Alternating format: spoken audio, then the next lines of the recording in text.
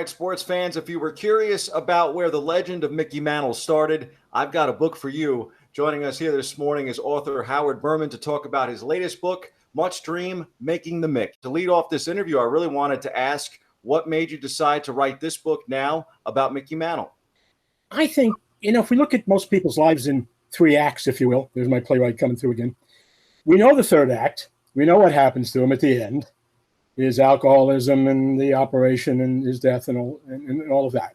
We know what happened in the middle act, his great years with the Yankees. I think he was pretty good, right? He was fantastic, yeah. I thought he was. And, what we don't know a whole lot about is how he got there. What was the genesis of his ability and his character? Where did it all come from? Where does an extraordinary life, how did that emerge from rather ordinary beginnings? And so I was very interested in that, and the whole idea of fathers playing catch with their sons. I think that is so elemental in America. So many of us did that. I mean, my father threw patty practice to me till his arm fell off, but my career came up just a little bit short of Mickey's.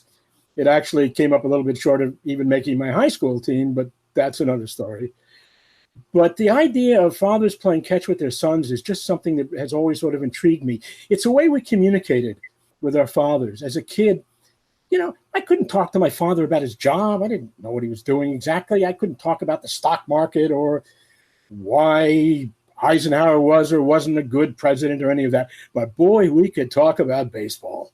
And we did. Every morning we'd open the paper. There would be the box scores. And as you know, in those days before we had all the other media, the box scores were short stories, basically, in their own right. You could tell a whole story about the game reading the box scores. So that's where my father and I met. And I think a lot of us did that as well. So that's one reason I wanted to explore that possibility. And the second reason is, I think, again, here's my playwright coming out, but I think Mickey is a tragic hero in the traditional sense of tragic hero. Oedipus, Creon, Hamlet, those guys, because he rose to a great height. He fell from that position, but he ultimately came to understand why.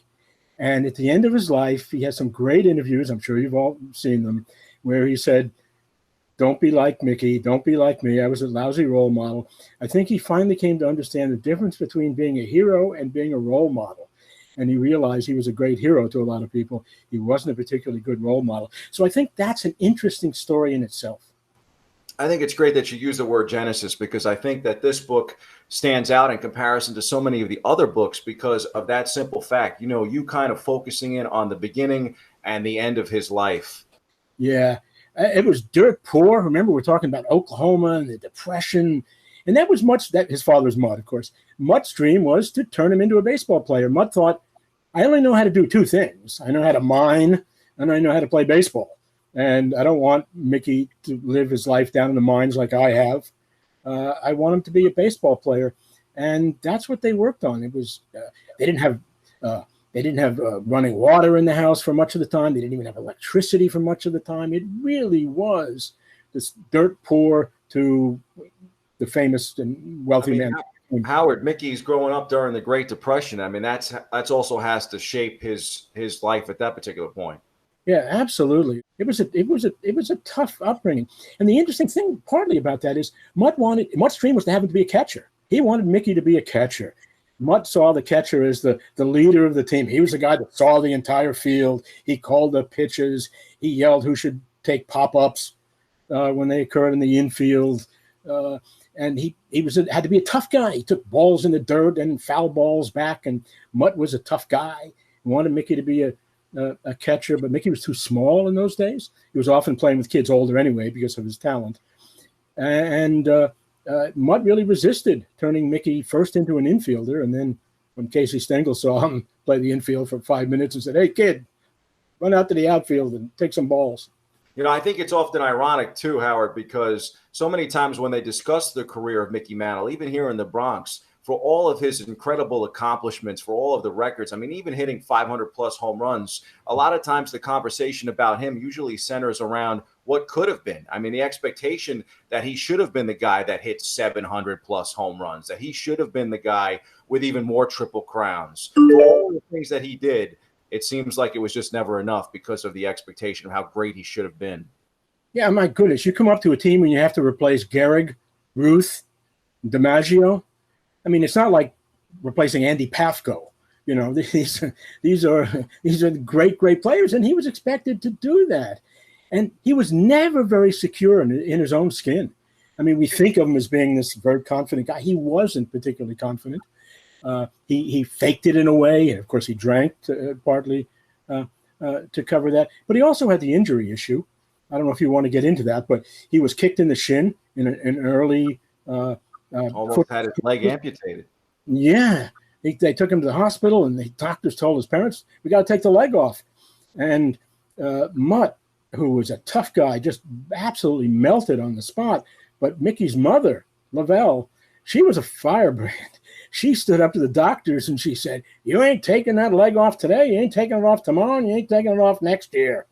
And obviously they didn't take it off. But that effect of that, it was osteomyelitis.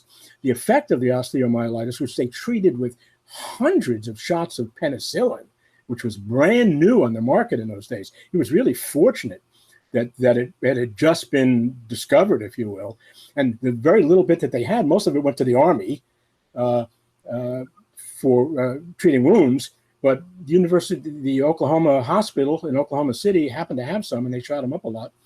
But the leg was never the same, and that was the leg that he ultimately injured in the stepping on the sprinkler and all of that. But he was never 100%. But he played tough, but he was never 100%. And to a large degree, too, Howard, in my opinion, which I think the book really kind of nails, is that this is really the American dream. Mickey Mantle's the American dream at that time for a parent that's struggling with a job like mining and during the Great Depression, and basically hoping that his son could have a much better future than him. Mickey always tried to live up to that dream. I think his entire life, running in the back of his mind was, can I please Mutt? Would Mutt have loved me for doing this? Would he have appreciated what I'm doing? And I think that absolutely ran through his life, but his mother too also. I mean, we sort of forget that she was a strong influence in his life. She loved baseball. She followed baseball. She knew baseball. I think obviously, like you said, the beginnings of someone's story is really so important for the whole narrative. I use in the beginning of the book the quote from T.S. Eliot, "In the end is my beginning, in the beginning is my end." And I think that's really, really telling. And I think if you see Mickey in the hospital, in Baylor Hospital, and the doctors giving him the liver transplant, and then people just going crazy. A lot of people said he didn't deserve it. Mickey always said, if I'd known I was going to live this long, I would have taken better care of myself. So many of the men died from lung disease. His father ultimately, his grandfather. Well, many of the Mantle men in the Mantle family died from lung diseases. He thought he would too. When you think you're not going to live to 50, it's got to change your perspective, I think, on life. Yeah, I think it's incredible, too, because, growing up, my mom would always tell stories about Mickey Mantle. She happened to be there. She lived in the shadows of Yankee Stadium, so she was there for his very first game in 1951. And the Yankees at that time brought up two players. They brought up Mantle and another young fella named Gil McDougald, who became the Rookie of the Year that year. And I think, most people know that story about Mantle wearing number 6, trying to follow in the footsteps of Joe D. And coming up and really struggling. And Gil, of course, would go on to be Rookie of the Year. Mantle gets sent down and then comes back and has, arguably the career of one of the greatest Yankees of all time.